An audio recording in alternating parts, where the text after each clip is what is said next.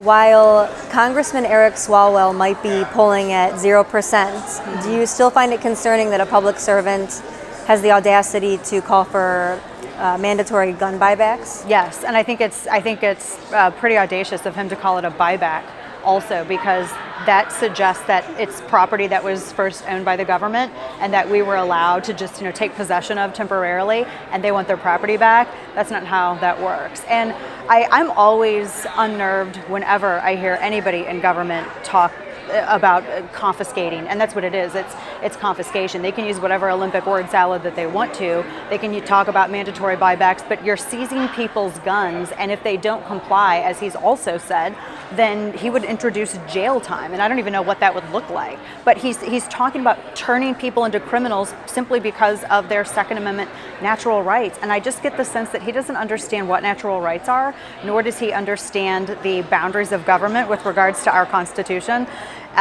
He just seems to be a dramatic character who's flailing his arms, and I think that he knew when he got into this race that he wouldn't have a chance.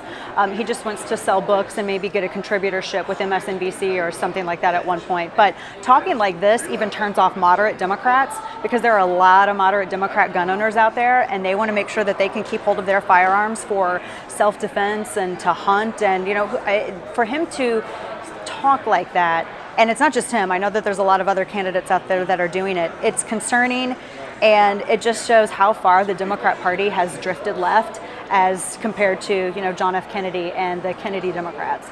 Given that the left has gone so far to the left now, what do you think is going to be the biggest issue facing Republicans in 2020?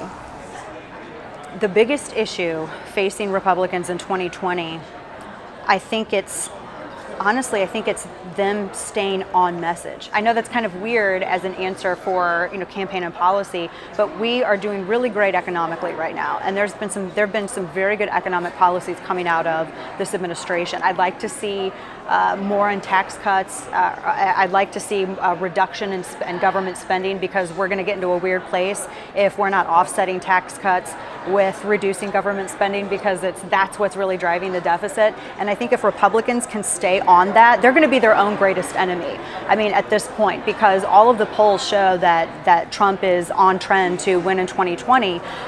We'll see how long his coattails are going to be at that point, but they are their own worst enemy if they get in the way of what the administration is rolling out on behalf of what the people voted for. That's going to be, honestly, they pose more of a threat to themselves than Democrats do at this point. What do you think about YouTube demonetizing Steven Crowder recently?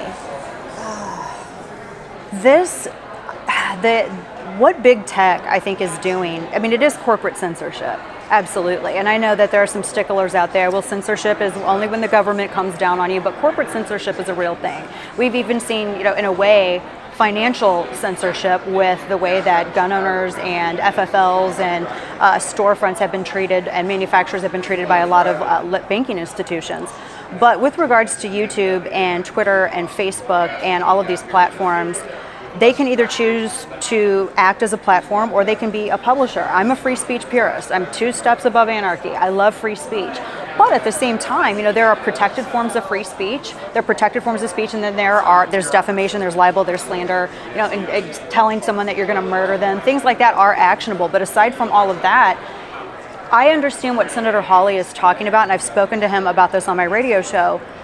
When you have YouTube or Twitter or Facebook choosing to act as a publisher as opposed to a platform, you're going to have to assume that liability that comes with it. Right now, they're having their cake and eating it too, by the way in which they're choosing what they're going through, not just what they allow to go on their platform unrestricted, but also what they allow to come up in searches with algorithms, and that they're choosing what to publish. They're selecting based on political bias, which it's the Communications Decency Act and subsection 230. That's not protected under that. So I don't want government to regulate social media platforms, but they are not helping themselves with this. And there's so many of us out here who've been saying, look, all you have to do is just let people be free to speak as they want to. If someone doesn't like it, if that one, what's his name, Carlos Maza, who used to be for Media Matters and now he's with Vox, does the video that was made going at him, does it morph into Meat Space and follow him around? Does he not have the ability to shut his computer? I don't understand how he's so harassed by a video in which someone was talking about his Lisp, I think is one of the things that was mentioned. You can shut it. I mean, he can come and dive into my mentions any day of the week and see how he likes that. He can shut the computer. He can close the browser. He can just not watch it. There's nothing in that that's hurting him, and it's free speech is free speech. Yes, everybody should be nice to each other. If you live in a kittens and sunshine world, we don't. People are going to say bad things about you on the internet. They're going to say things that you don't agree with. People need to get over it and just learn how to coexist. I think it's silly what YouTube is doing.